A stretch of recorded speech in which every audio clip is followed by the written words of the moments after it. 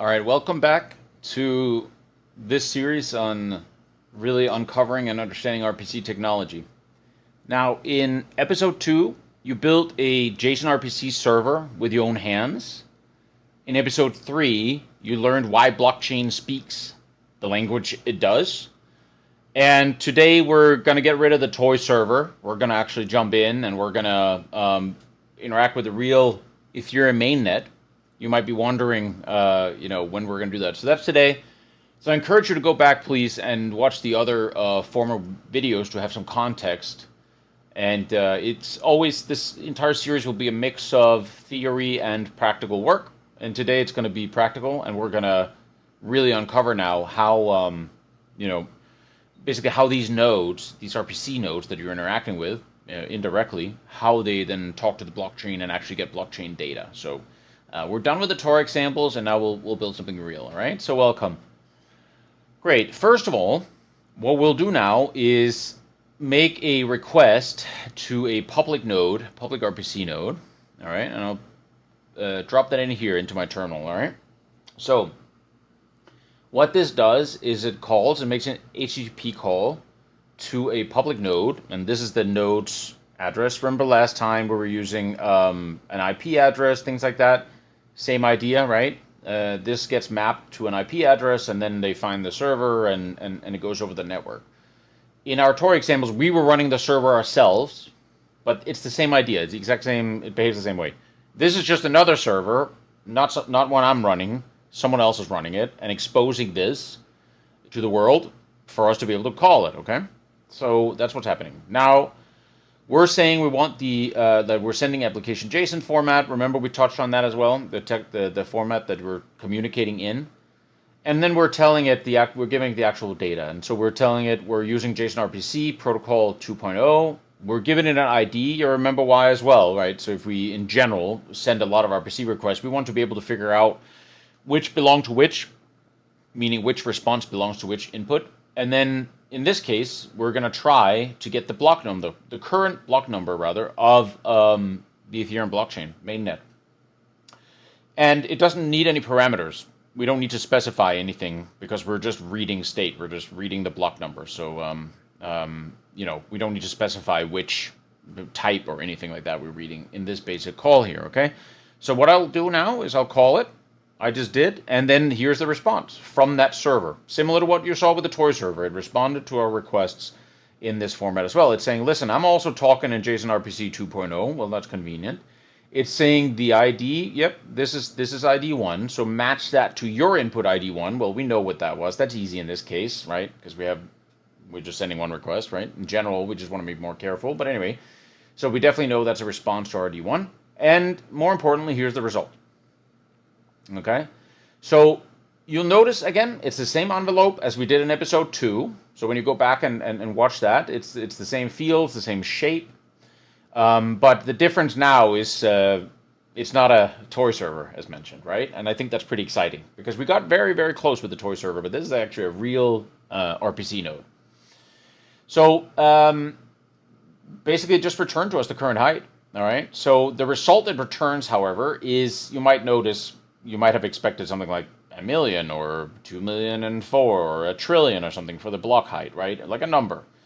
And that is technically also what you're getting back. It's just in a different format that's called hex. I assume you understand this format.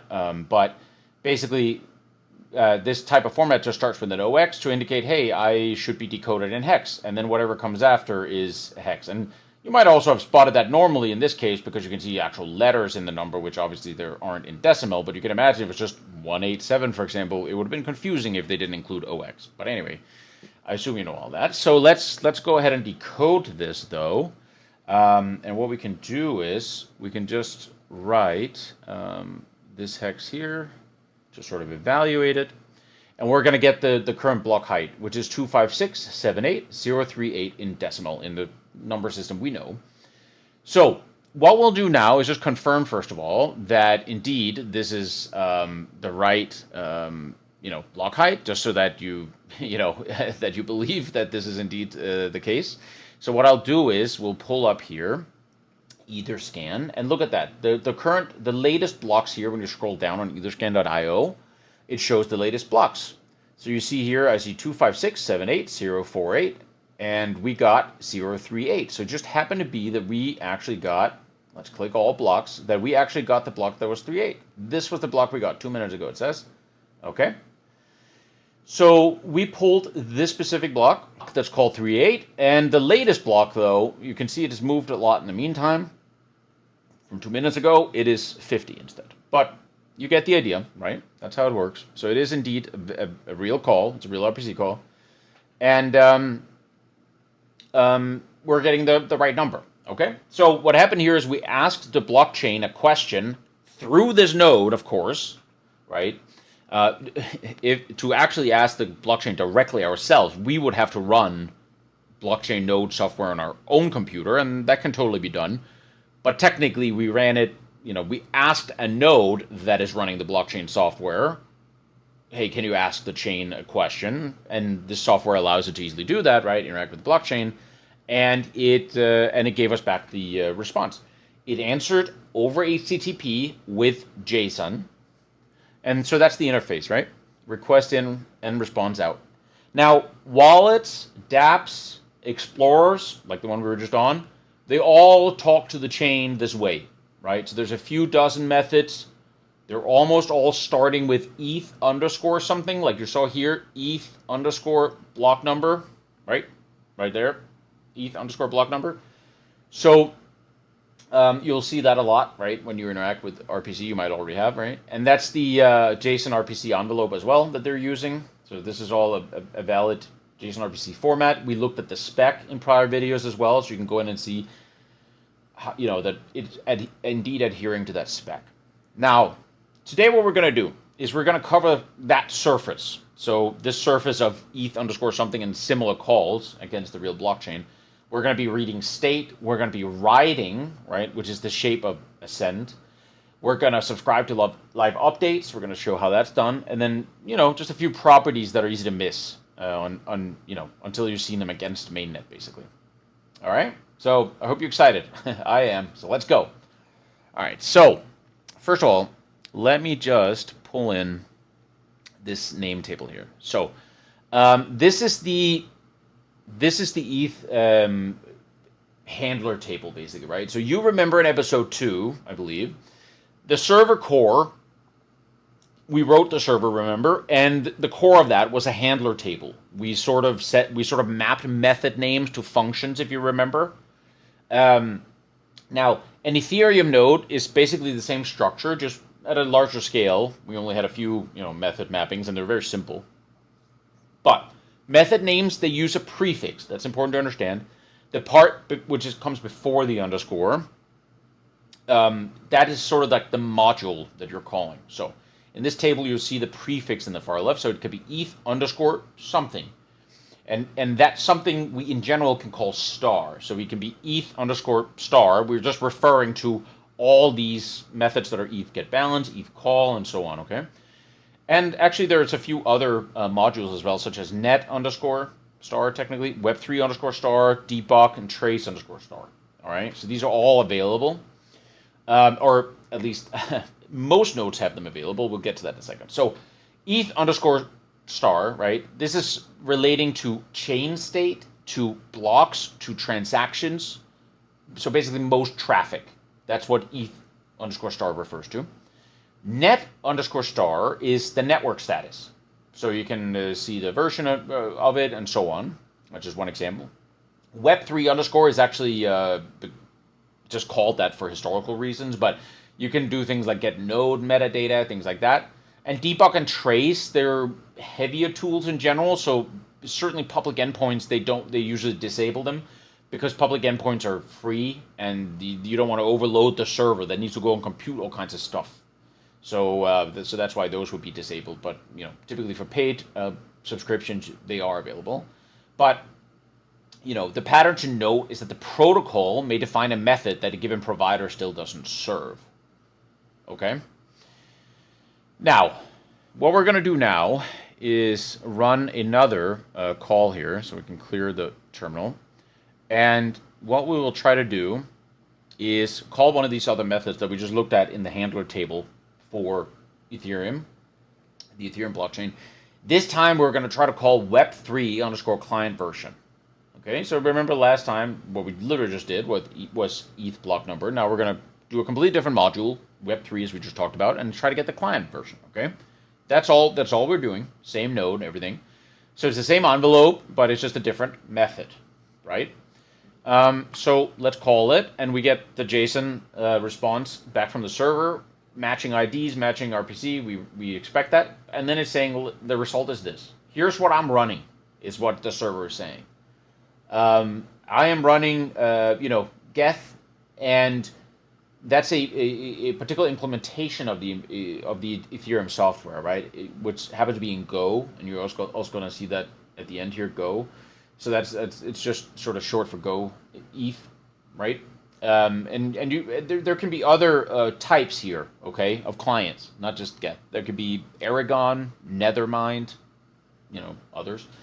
It just depends on the endpoint, but Geth is definitely the most common one. But it is actually also, just to speaking a little bit of decentralization or leaning into that, it is actually important that the different nodes are running different software, right? Because actually the node version, in a sense, is centralization. It's a form of centralization if literally everybody's running it, right? So it's actually helpful that different nodes are running different software. But anyway, that's just a side note. So you remember also in episode 3, we were sort of doing independent implementations of one spec, right? And you can sort of see that here, that, you can have different binaries, right? This is one version of that binary. Geth is a type. Again, it's a type of binary. That's the version. That's the underlying system, and so on. That's the Go. All this can change, but the interface will be the same. You'll be able to get ETH block number, no matter if you're running Nethermind or Geth or whatever you're running. Okay. So now we can also do different calls. We can call net underscore version, for example. So we can try that here. That's a different module, right? That's under the net module, and then we can say version, and then it says I'm running network 1, like that's the version. So that is, it's usually 1 on mainnet, right? And this is what wallets use to check the network. Which network are we on? So if you've ever used MetaMask and it says wrong network, sort of like a warning, that's driven by checks like this. Okay, nothing, no magic. It's just, this is the check. It's saying, hey, which network am I on? And then it can warn you accordingly if needed.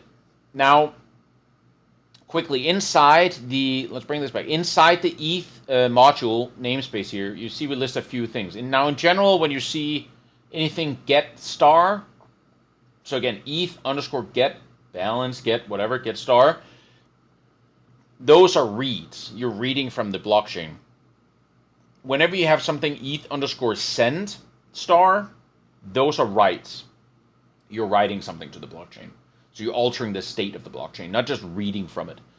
And then there's also subscribe streams and ETH call, but we're going to cover that in its own section. But that's just sort of to cover that, to tell you. Now, let's take a look at why we're using hex. Okay, this is going to be very important. So, JSON, it has a number type, but JavaScript's number is a 64-bit float. So what that means is above 2 to the 53, it can't represent every integer. Okay, so now let's try to show what that means. And I'll explain why that's important. You might think 2 to 53 is a large number. Why do we need that? It's going to become apparent in a moment.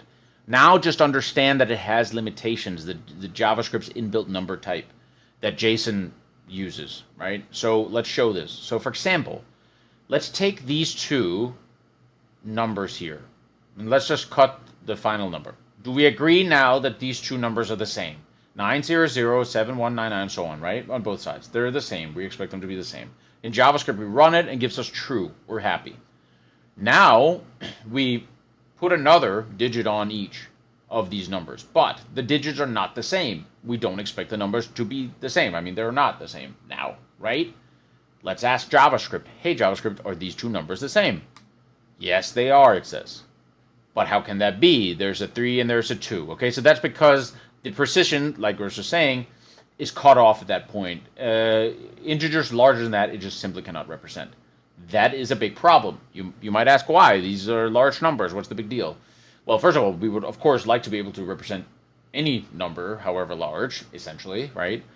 So that's a problem one. But more importantly, and more, well, not importantly, but more fundamental, actually, balances in Ethereum. So the balance of your wallet, of any wallet, are actually in way, right? So in the normal currency system, in the fiat system, we count in cents, right? Like you can't really have, at least in physical coins, you can't 0.00001 $, right? There's no coin for that kind of thing, right? So think of it like that. In the same sense, there's 10 to the 18 way, WEI, way, per ETH. So per dollar, if you will, we can actually dissect that into 10 to the 18, which is crazy. That's a very big space, right? But it's good. It has many benefits. But 10 to the 18 is larger than 2 to the 53. So 2 to the 53, with this limit up here we saw, okay, it can't represent that. 10 to the 18, which is required to represent actually a full balance of a given wallet, is 10 to the 18, which is much larger. So therefore, we simply cannot use JSON numbers. We just can't do it, okay? So that's the reason why we need to use hex strings. Hex strings can condense a lot more information into a lot shorter format because the base is higher, right? So binary, it's base 2. You need a lot of bits to communicate something because you only have like 2 degrees of freedom, 1 0 1 0 1 0. So you need to string them together to express yourself, right? So that they can be sort of deduplicated from any other thing, right? If I want to write hello versus goodbye, I'm going to need a lot of ones and zeros, right? Unless my dictionary is very limited. If it's only hello and goodbye, I can do 1 or 0, right? But obviously that's not true in general. But that's a whole other thing. That touches a little bit on compression, but that's not what we want to do here. In any event, it was a side step. You get the point. Hex is much more dense because the base is much higher, 16, right? Instead of 10. That's one thing, and that's the core thing here. Good. So just to give you an example as well, let's try to now decode. So what I'll try to do here is show you how you can also decode a block number. So this is a hex. We can convert it into big integer. That's just a number, a large number in JavaScript. But anyway, we can take a hex and we can then convert that to a big int in JavaScript like this. And it tells us the block number this way. So this is the hex converted to the decimal.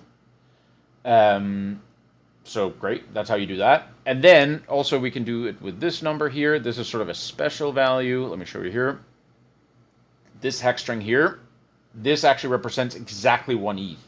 That's how you would write exactly 1 ETH in hex. Okay. So that's how that works. So there are 2 categories in the wire format, right? The wire format being like how are we sending, how are we communicating like over the wire, over the network, right? There's like quantities, balances, block numbers. They're sort of minimal hex. They're not really that big. Like for example, this hex is not a long hex. It only has so and so many characters, right? And the same here. Technically, it's a pretty short hex. So those are that's minimal hex. Right, so it helps a little bit with the wire format because we're condensing it more into shorter like number of characters. And again, things like balances, block numbers, things like that uses minimal hex. But data, like addresses, hashes, fixed width, keeping leading zeros, those are just larger hex in general. Okay, just so you know that's sort of the difference. And when I say leading series, I mean something like there's a lot of times where you see data like this, whatever it is, right? Because it's required by that spec to keep leading series. But anyway, that's just 2 different formats of hex you'll see in general, just so you're aware of it. But text numbers, as we were alluding to here, cost bandwidth, right, and parse time. So we measured that class of cost in episode 3, if you remember. We were sort of measuring like how much does that cost. So switching to JSON numbers isn't valid for way. We just saw an actual example of how you can't use it. But A different wire format is sort of the real alternative. Okay, so we're going to cover that in episode 9. All right, so now we're actually going to get to here, this get balances example, all right? This address here, RPC, that's the public node that we've been using. Vitalik is Vitalik's address. That's just the, so you can go check it yourself, by the way, right? So just look up Vitalik's address. This is the one. You can confirm everything here. We're going to write a function now that fetches from the RPC. You can sort of remember this from early episodes. There's a little bit similar shape here, but we'll have some method. We'll have some parameters. We're going to fetch using RPC. This is the shape of the data we want, application JSON. We're going to send in the body here, which function we want to call and which parameters, and we're going to use 2.0, and this is the ID. Okay, you've seen this before. So what we'll do, and by the way, we just have this helper function as well, the format ETH. Remember we said 10 to the 18 way per ETH. So if you know there's 10 to the 18 way per ETH, if you know the amount of way, you divide by this. That gives you the whole amount. You get the fractional amount, and then you can sort of write out how much ETH that is. All right. So now we're gonna make this function call to RPC. We're gonna call ETH underscore get balance. So that goes in here. That becomes the method in our call. And then we're going to call with parameters Vitalik, that's going to be the address, and then latest. Because each block, the balance could change if, they transferred, if Vitalik transferred money out of it, or someone transferred funds into his account, then that can change. So we're just saying, just give us what the latest block has, okay? And then we're using bigint, as you remember, that we just covered, on the result. All right, so let's try to actually run this. Okay, so by running this, and this code, by the way, will all be available on GitHub, and I will link to it so you can run it yourself. But basically, this is the address of Vitalik at the top. This is the raw balance that came back in hex. This is the raw way amount. And when we then convert it into something more digestible, we figure out that he has a little bit more than 6 ETH, almost 7. So that's how we can think of this. That's sort of how it works. And now this is reading a real mainnet balance, okay? And this is decoding it. So there's a little bit of practice just to get used to the hex, right? The hex, the decimal, and kind of how to read and from the blockchain. So now,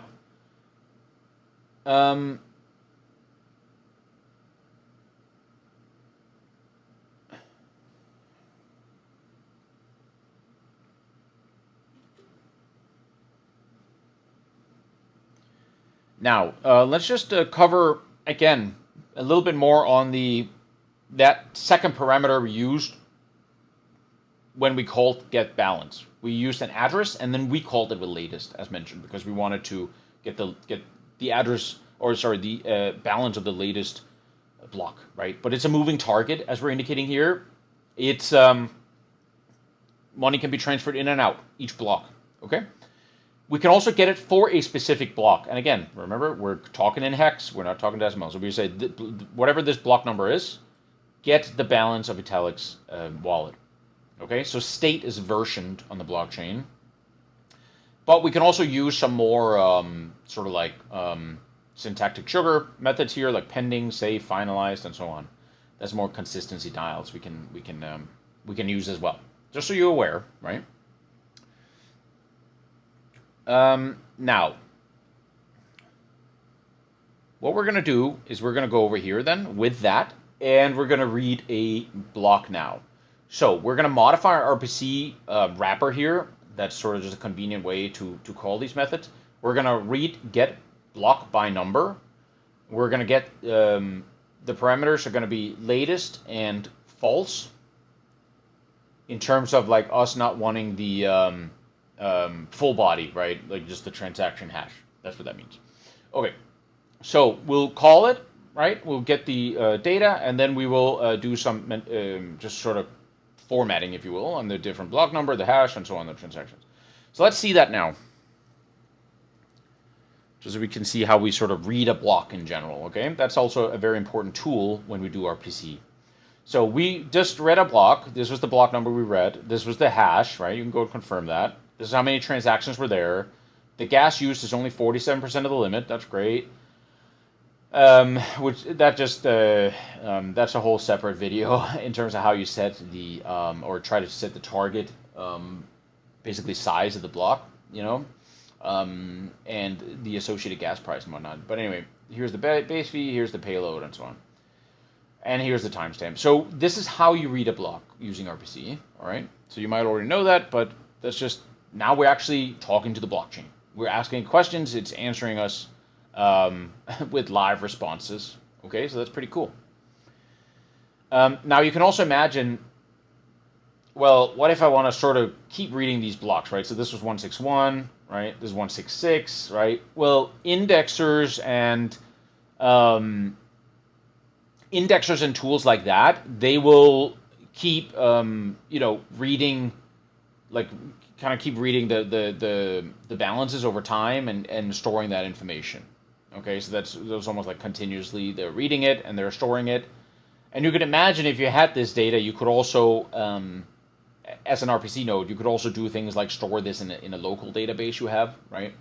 Instead of reading it right from you would read it once, but then store it in a database, and then when someone asks again, you could just sort of answer from that database, right? But that also goes a little bit to the trust of the RPC node. Note that we could technically return whatever we want, because if we're an RPC node and we sit between you and the blockchain, and you ask us a question, we can technically respond with whatever, even gibberish, and so that's not good. You have to trust the RPC provider as well, right? It's fairly simple to sort of just do some quick comparisons, and because there's also public nodes, and so you can sort of do like a Byzantine approach there as well, right? But that's just a side note. Now, the ETH call is what we want to cover next. So let me just show you sort of a little bit about an ETH call. All right, so now ETH call here, okay? Token balances and most contract reads are not account fields. Okay, so what that means is that, for example, in Vitalik's account, if we want to figure out how much USDC Vitalik owns, we don't go into Vitalik's account. Okay, we don't go into his account and ask how much USDC do you have. It's not stored there. Okay, so you could imagine, because these accounts, you could imagine how they would grow to infinity if everything was just stored in these accounts. So you might ask, well, then how do we know how much USDC Vitalik has? Well, we actually need to go to the USDC contracts storage and ask. So we go to the USDC, the deployed USDC contract holds this information, and it says, when you go in and ask that contract, not Vitalik's direct account, we go on to the USDC contract and we say, hey, USDC contract, how much USDC is the example. So how much USDC does Vitalik, aka we give it Vitalik's address, right? Does this address have? And the USDC contract keeps track of that, and it says, here's how much he has, right? $1 million, whatever. So, basically, reading it requires executing contract code when we want to read that from the USDC contract, okay? So the normal execution path is a transaction, which is gas, inclusion, it's about 12 seconds, right? So meaning you pay a gas, you need to get included in blockchain, and then it takes about 12 seconds. That's not really what you want for a UI read, okay? So it's important to understand, right, that, again, reading the account of Vitalik would be very easy. You can just do the normal reads. Okay? ETH call is a very special method that helps us fix or answer this second type of read, which is what we just covered, which is you go to the USDC contract, you execute some code, because you need the USDC contract to go and look it up. It needs to run something, right? So it's like a smart contract that has some methods in it that needs to be run to get something, right? So imagine the USDC contract has like a dictionary, right? That's essentially what it has. If you're familiar with Solidity, I assume. So it has essentially that mapping of wallet address to balance, for example, right? Right. So it needs to go and run something, get the result, return the result, but to us or whatever it is, or even run this contract function and throw the result away, like, right? No transaction, no gas, nothing written, and it's instant. So the USDC contract, you would have to go in, run a function, execute some code there, right, in a smart contract. It would get the result back, and it would tell you the result. So this now just for reading a balance, right, Vitalik's USDC balance, you need gas. You need to be included. Again, as we just said, it'll take probably 12 seconds, maybe more, just for a single read call of the USDC balance. So that's certainly not what you want for a UI read, right? So ETH call is special because it runs the call against the block state you specify and returns the result without creating a transaction. No gas payment, no state write, just a local simulation on the node. Okay, so that's very important. So it just simulates this locally on the node. It doesn't create any transactions. So that's important to understand with ETH call, and that's why it sort of deserves its own little section. I hope that's clear. All right, that's very important. Now, great. Now let's go to ETH call to get the total supply, just to see that example. So what we will do here to show what we were just talking about is make an ETH call to get the total supply. All right. So the data field here, so we just made a call. You can see the code here. It's another RPC wrapper, as always. We're using ETH call now that we just talked about. We're saying parameters. We're saying to USDC, so we're calling this USDC contract. So how would you get that contract address? You would Google it, and you would make sure you read it from a reputable source. Okay. We're sending this data. This data is just the name of this function, total supply. There's no arguments there, just the selector. So this is the selector. I have another video that explains you how these selector are constructed and also even how it would look with parameters. But there is no parameters here. It's just the function selector called total supply. And then we're asking the latest blockchain, the latest block.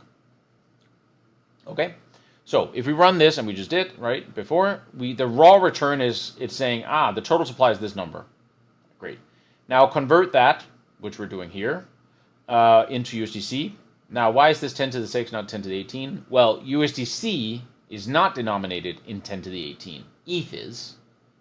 USDC is denominated in 10 to the 6, so it has that resolution, 10 to the 6. But anyway, so that's the total supply. So that's the total supply of USDC. Now, as you can see here, there's no transaction involved, no gas, nothing written, right? The node ran the code and told us. So we didn't pay any gas. You didn't see me connect any wallet to pay any gas to get this answer, anything like that. So the node basically just ran, because the node itself is like a server, and it has the blockchain on it, right? So you might say, what is the blockchain? Well, the blockchain is actually stored on its hard drive, and it gets updated when other nodes is telling it, right, that it's been updated. So there's this sort of like decentralized network that keeps updating each other. It's like a spreadsheet. Imagine like a spreadsheet that everybody keeps updating and say, hey, there's a new line in the spreadsheet. Okay, I got to update my spreadsheet and so on, right? But this also means that the data is on the disk, right, for this node. And so it can actually go and look up right on disk and just say, oh, here's the total supply. It doesn't need to execute anything to actually really run the function. So that's what's going on here. So where this shows up is in the concept of token balances, like we just talked about, ENS resolution as well, jtk.eth or whatever, DEX quotes, NFT metadata. You're going to see a lot of ETH calls per screen load in general, okay?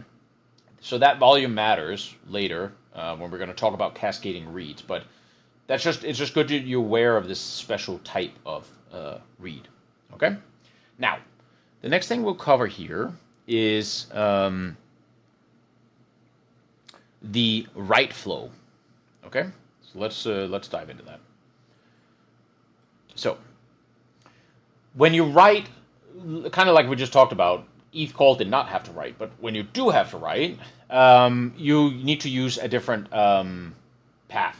You need to use something called ETH send transaction, and that is in the spec.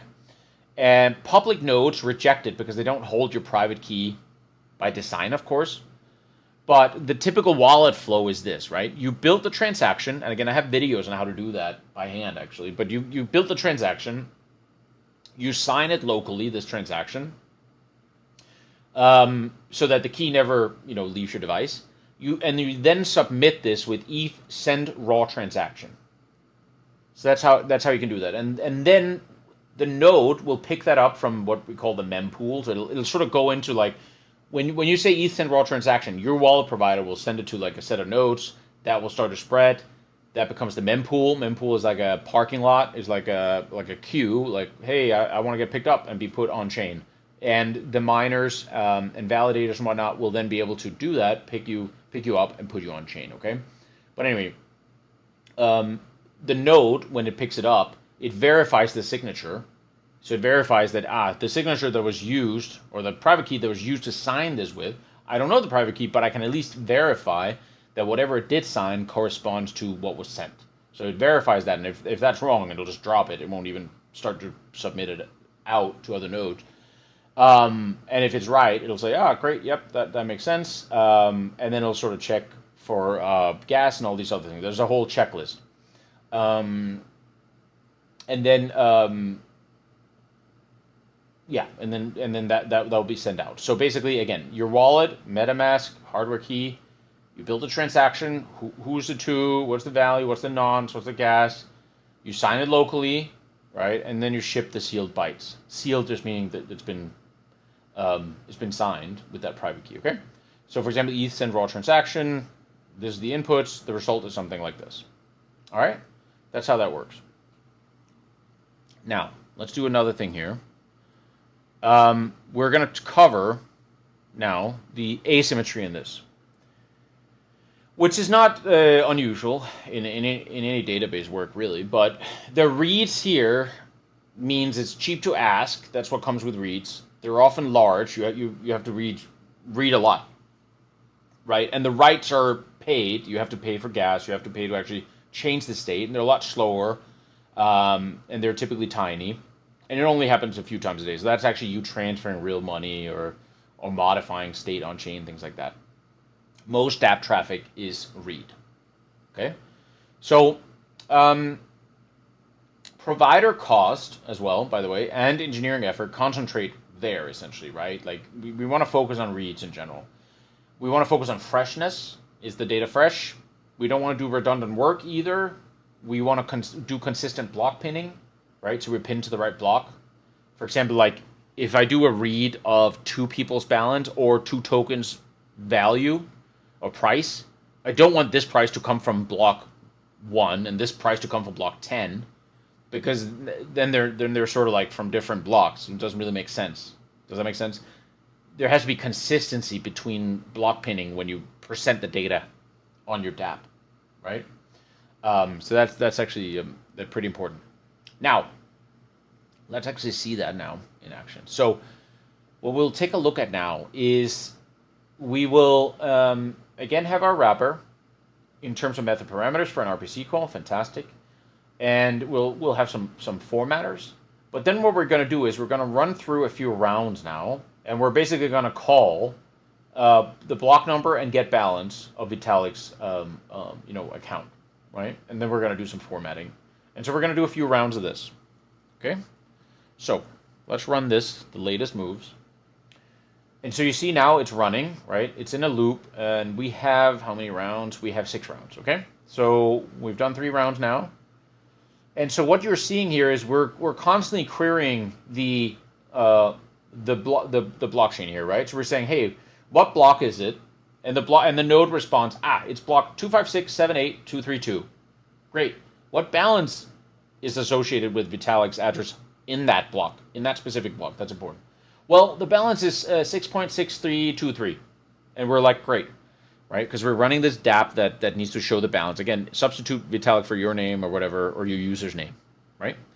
Now, 3 seconds later, we said, hey, has anything changed? What block is it? It's still block 25678. 232. Ah, great. Okay, what's the balance?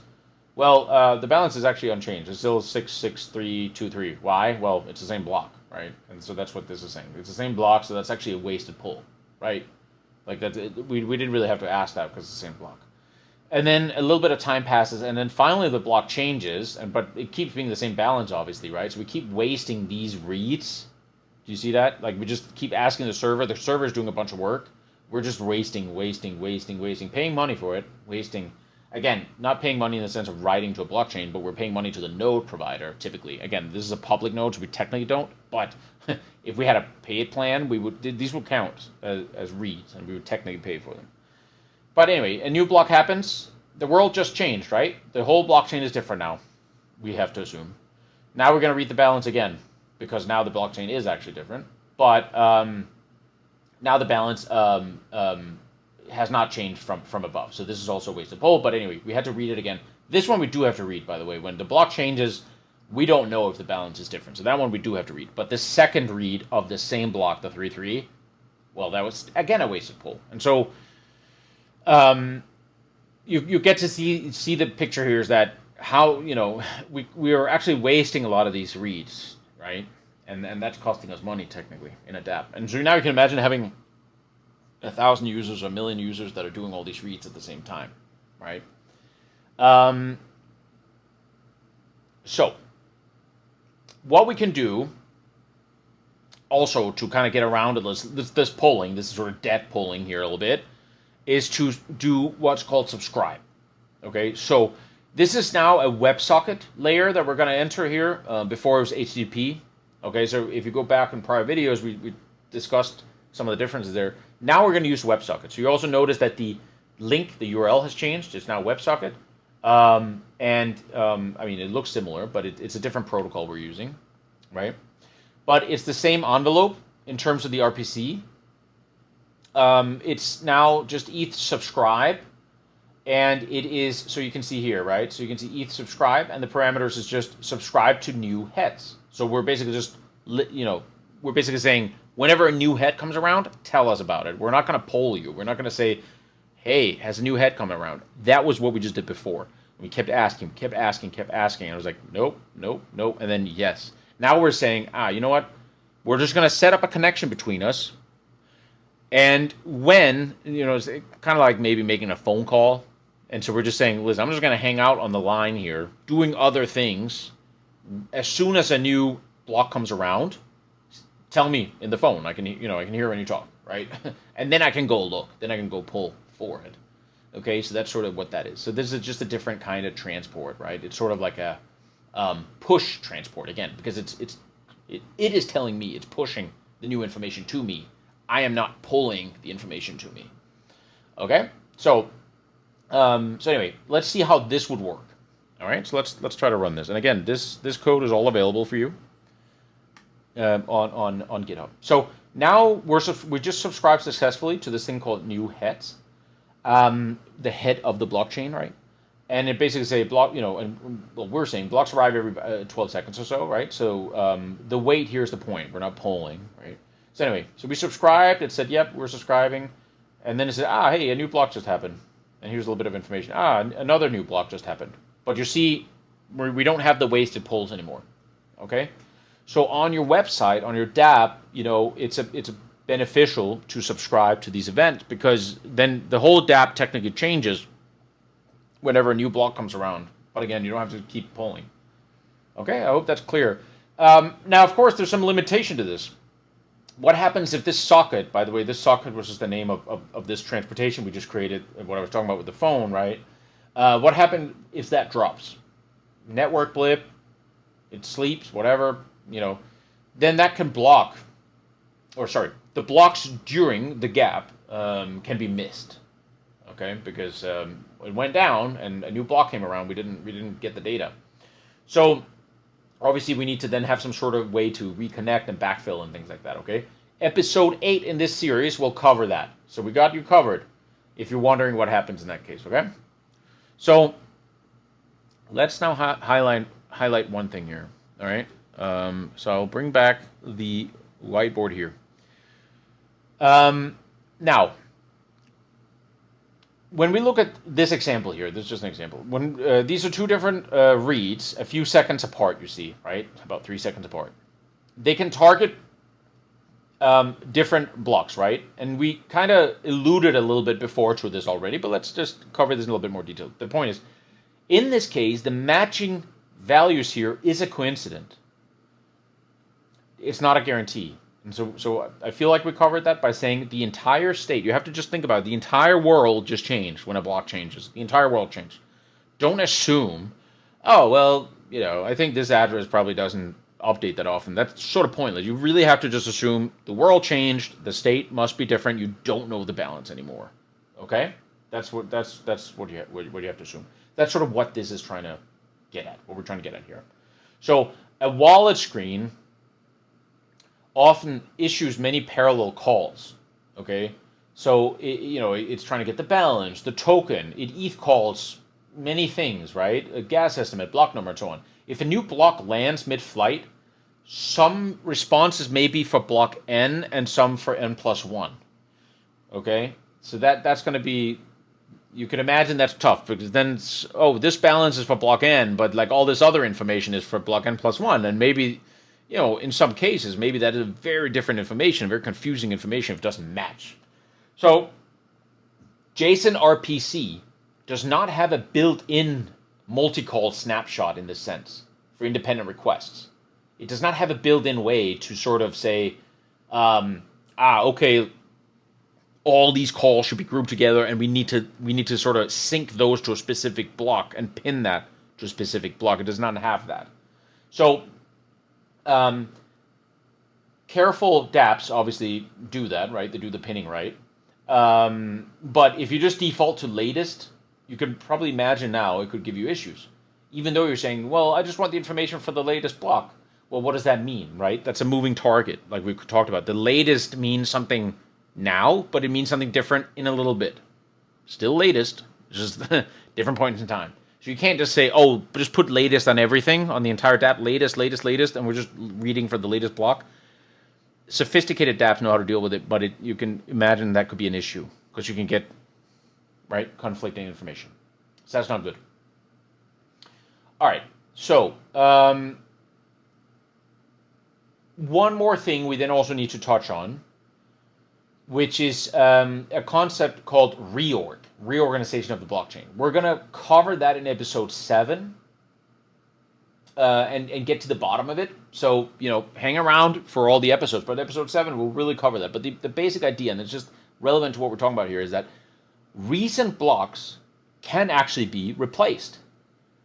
So, competing tips, basically how much you're paying the validator, right? So you're paying someone money. But competing tips for a short period can cause that one fork wins and the other is discarded. So the blockchain is sort of, don't think of it like Snake with like one line.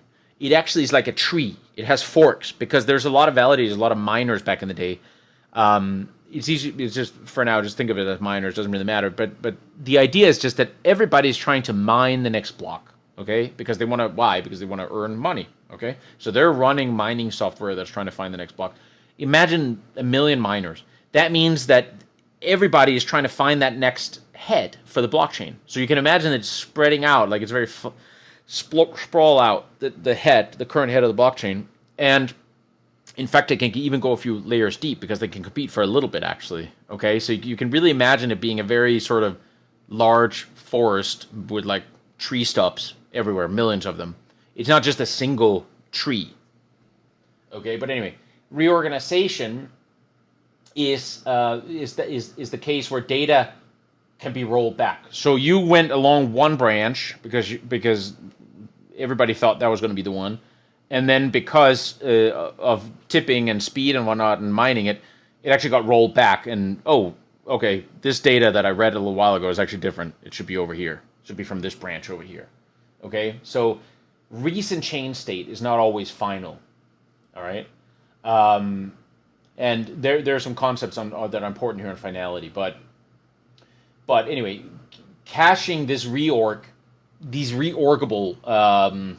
tips, right, is harder than ordinary HTTP.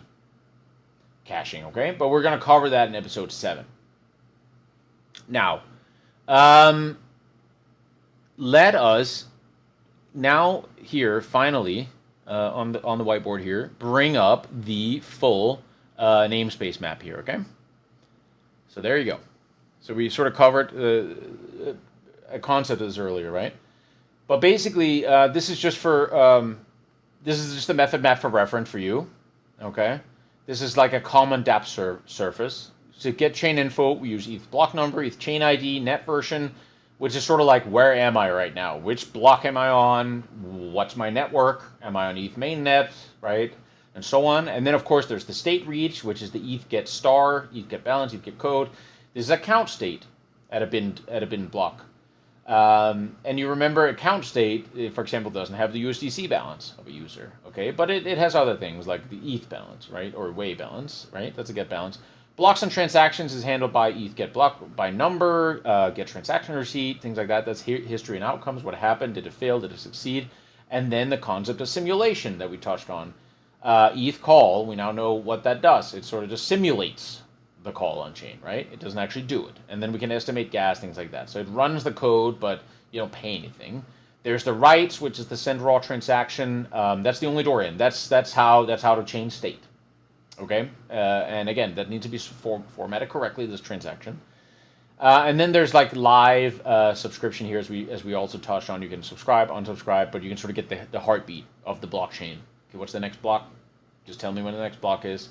And then, of course, there's more sort of like debug and trace tools as well. So that's all very good to know. And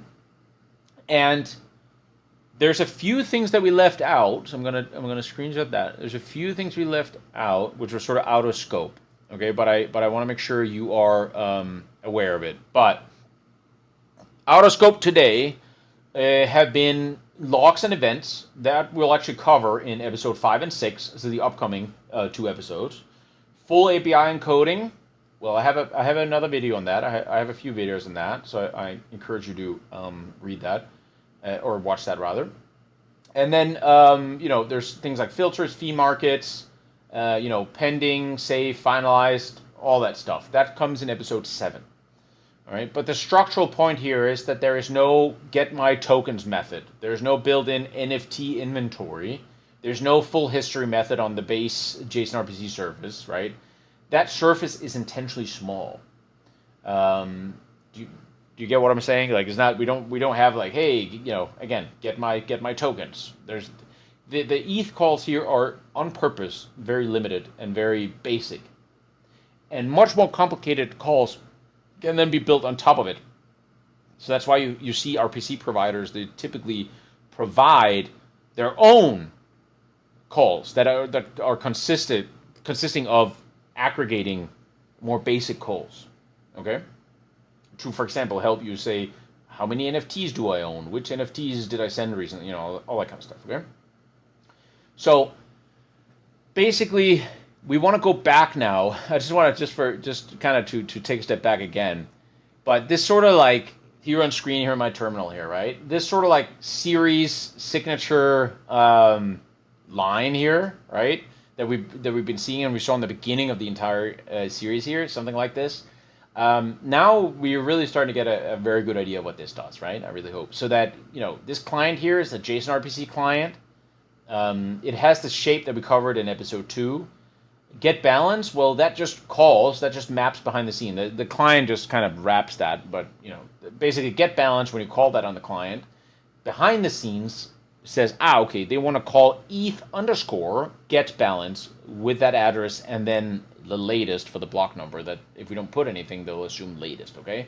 And the result comes back, and it's going to be a hex way amount, right, for the balance. And we can convert that into the ETH amount.